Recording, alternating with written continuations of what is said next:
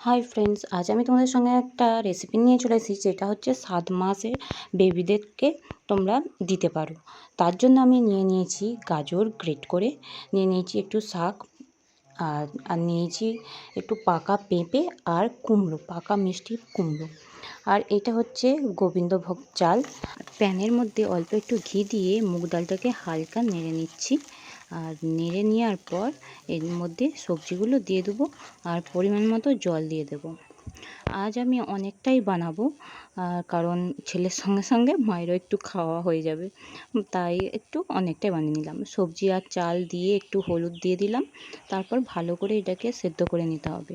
যতক্ষণ না পুরোপুরিভাবে গলে যাচ্ছে ততক্ষণ এটাকে সেদ্ধ করে নিতে হবে। তা আজ আমি অনেকটা বানাচ্ছি বলে প্যান থেকে দেখছো একটা বড় জায়গার মধ্যে নিয়ে নিয়েছি, যাতে ওটা অনেকটা হবে। মানে চাল গোবিন্দভোগ, যে কোনো গোবিন্দভোগের চাল দেবে অনেকটা বাড়ে, তার উপরে আজ অনেকটা সবজি আছে।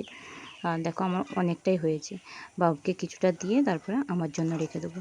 এইভাবে আমি বাবুকে দুপুরবেলা এই রেসিপিটা করে দিয়ে থাকি, প্রায়ই দিয়ে থাকি। তো রাঙালুটা আমি দিই, আজ আমার রাঙালুটা নেই বলে দিলাম না। আমি রাঙালু, বিট, এগুলো যে কোনো মন পছন্দের সবজি আমি এই ভাতের মধ্যে দিয়ে থাকি। তারপর একটা ডিমের কুসুম দিয়ে বাবুকে খাওয়াই। এই দেখো, দেখি দেখি দেখি দেখি দেখি দেখি দেখি, ওই তো মুখটা দেখি, মুখটা দেখি।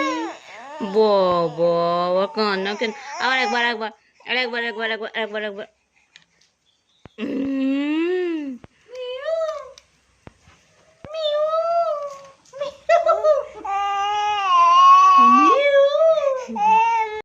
বাবুকে আমি কাঁসার থালা বাটিতেই খাওয়াই, আর হাত দিয়ে খাওয়াচ্ছি। অনেকের হয়তো পছন্দ হবে না, কারণ আমরা বাঙালি, আর বাঙালিরা একটু বাচ্চাদেরকে হাত দিয়ে খাওয়াতেই ভালোবাসি।